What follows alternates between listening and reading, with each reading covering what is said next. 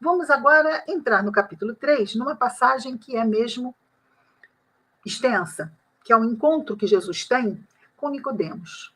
Nicodemos era um fariseu do templo de Jerusalém. E vamos ver o que acontece.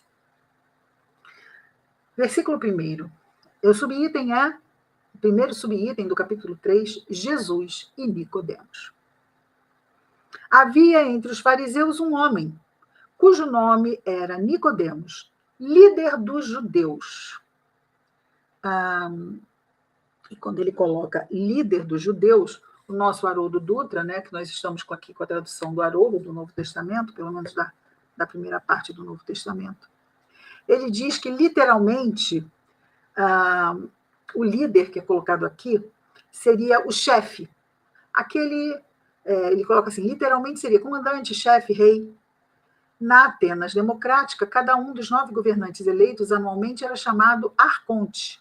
Nessa passagem, o termo é utilizado para se referir ao cargo ocupado por Nicodemos enquanto membro do Sinédrio, que era um supremo tribunal do povo hebreu. Isto nas palavras do Haroldo Dutra. Tá bom?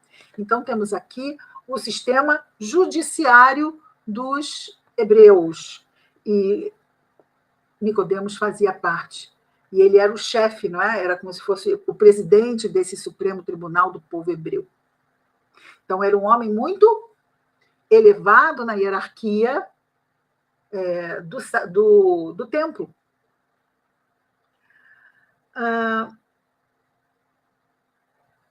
Ou melhor, de Jerusalém. Ele veio até Jesus de noite. Interessante, não é? Por que ele foi de noite? Porque ele não queria que ninguém visse. Não queria que isso virasse notícia. Se fosse de dia, todo mundo veria que ele foi procurar Jesus. Mas ele foi procurar Jesus à noite. E lhe disse, Rabi. Quando ele chama Jesus de Rabi, nós vemos uma pessoa extremamente conceituada entre os judeus, que reconhece Jesus como mestre. Ok? Rabi, sabemos que vieste de Deus como mestre, pois ninguém faz os sinais que tu fazes, se Deus não estiver com ele. Razoável isso que ele falou, não é? Bastante razoável. No versículo 3, Jesus responde, dizendo, em verdade, eu te digo, que se alguém não for gerado de novo, ou do alto, não pode ver o reino de Deus. É interessante porque Nicodemos está falando o quê? Uma coisa. Senhor, reconheço que através dos sinais que fazes, és o enviado de Deus. E Jesus parece que muda de assunto. Porque ele começa a falar de quê? Reencarnação. Será que é sobre isso?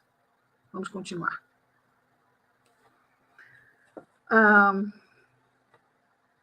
Em verdade te digo que se alguém não for gerado de novo, não pode ver o reino de Deus.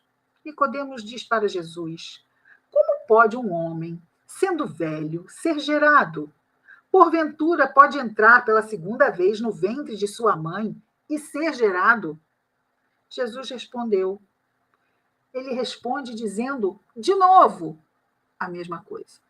Em verdade, só que de outra forma, não é? Em verdade eu te digo que se alguém não for gerado da água e do espírito, não pode entrar no reino de Deus. O que foi gerado da carne é carne. O que foi gerado do espírito é espírito.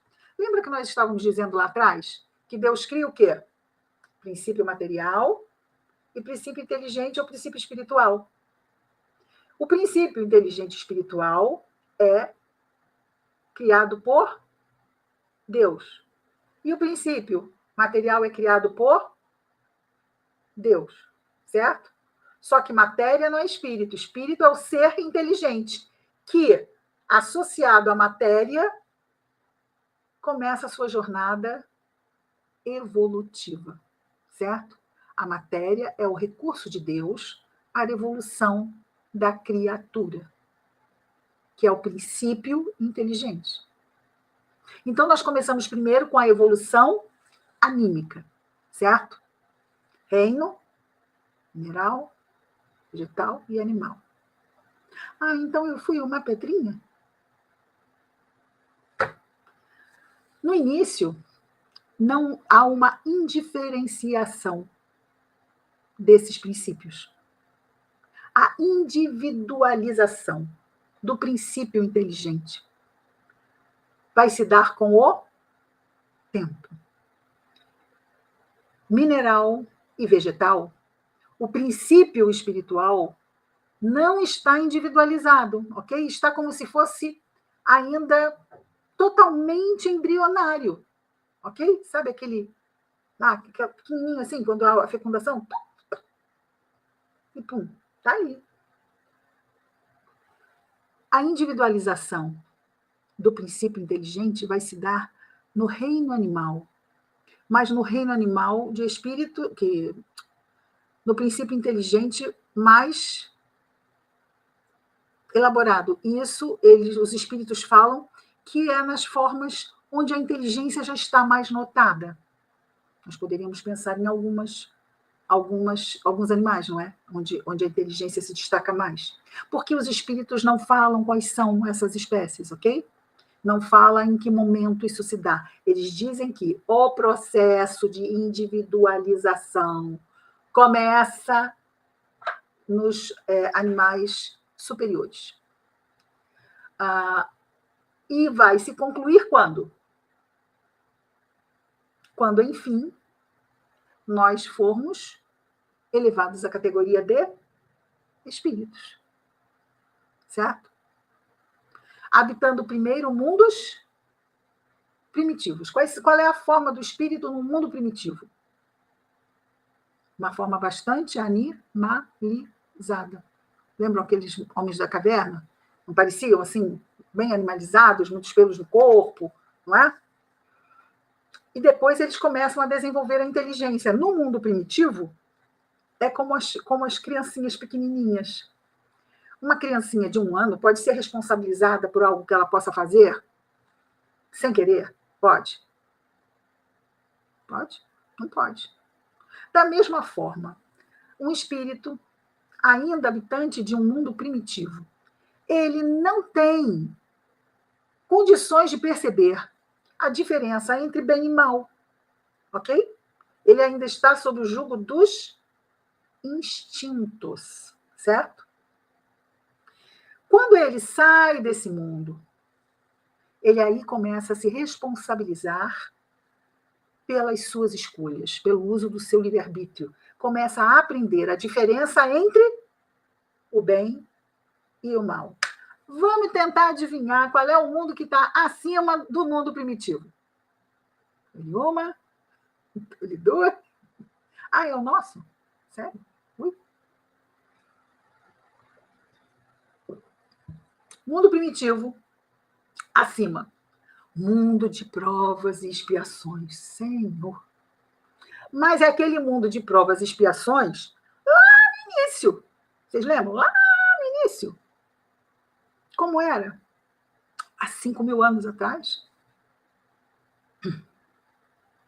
Então, nós estamos aí numa longa jornada de aprendermos o bem e o mal. O mal é o quê? É não estarmos seguindo as leis de Deus. Esse é o mal. E o bem é estarmos seguindo as leis de Deus, usarmos o livre-arbítrio de acordo com as leis de Deus. E o mal é usarmos o livre-arbítrio em desacordo com as leis de Deus. E aí, somos responsáveis, vamos arcar com as consequências, e vai ser na beleza das consequências que nós vamos aprender a não machucar o coleguinha. Por quê? Porque a consequência será o que você fez com o coleguinha, será aquilo que você vai passar na outra. Para quê? Para que a gente aprenda que aquilo não é legal. Mas muitas vezes, diz aquele bom ditado, não é? Que pimenta no olho do outro é refresco. Então, quando a gente bate, a gente não sente. A gente sente quando a gente apanha. Ah, você está exagerando, também não foi assim tão grave. Aí o nosso anjo da guarda diz assim, estou anotando, não foi assim tão grave. Então, tá aí, você está pedindo, né? Para perceber, você está com miopia. mas a gente vai deixar você enxergando longe. Será que quando a gente passa por isso é assim mesmo? Uma coisa assim tão... Não sei, isso nem pesou. Ah, não, como assim? Estou indignada. Eu estou indignado. Olha só o que eu passei, XYZ. Isso é inadmissível. E muitas vezes, quando a gente fez lá atrás, a gente fala assim, quanto exagero. Tá, perdeu. Trabalha, compra outro. Trabalha, faz de novo. Se vira. E aí, nada como o tempo. Nada como o tempo. A gente vai aprender ou então vai aprender. Depende só do tempo que a gente vai levar para isso, mas no fim a gente vai aprender. Querida Natércia, seja muito bem-vinda, minha querida. Voltando aqui. Então, falamos aqui. Porque Jesus está dizendo que é preciso nascer de novo. E o nosso Nicodemos está dando uma de João sem braço. Tipo assim, como assim? Não estou entendendo. Você não está entendendo? Como assim? Ele é doutor da lei. A lei é a Torá. E ele não é do povo. Eles estudam a Cabala. Eles estudam em profundidade. Eles estudam as questões espirituais que o povo não alcança. Se alguém quiser ver mais ou menos como a coisa é iniciática, tem um filme chamado Yentl, com a Barbra Streisand, dos anos 80, em que ela queria estudar, queria se aprofundar na Torá, mas era proibida porque era mulher. Então, o que ela faz? Ela se disfarça de homem para estudar a Kabbalah, para estudar a Torá de forma profunda. Coitadinha, teve que casar, inclusive, não é? Para manter a fachada de homem. E lá, a moça que casou com ela protegeu o disfarce, né? Porque no final acabou protegendo o disfarce dela. É um filme bastante interessante, porque ela é judia mesmo, a Barbra Streisand, né? E é claro que esse livro deve ser baseado no livro mesmo, mas esse filme não é passado num momento atual, é passado num momento bem mais antigo. Eu não sei como é que eles fazem hoje, se as mulheres podem, não sei como é que isso acontece, mas fato, vamos lá, Cristina, volta. Nicodemos sabia? Sim, Nicodemos sabia.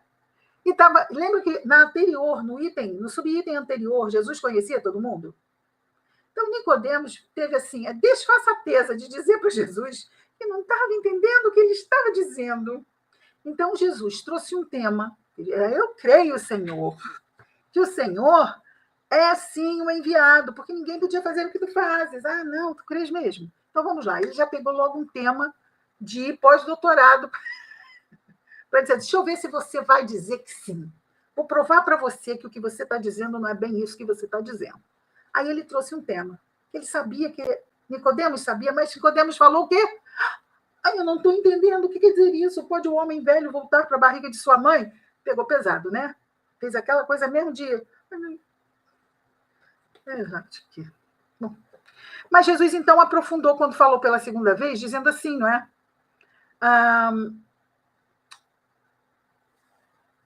Que se alguém não for gerado da água e do Espírito, nós não somos gerados da água e do Espírito?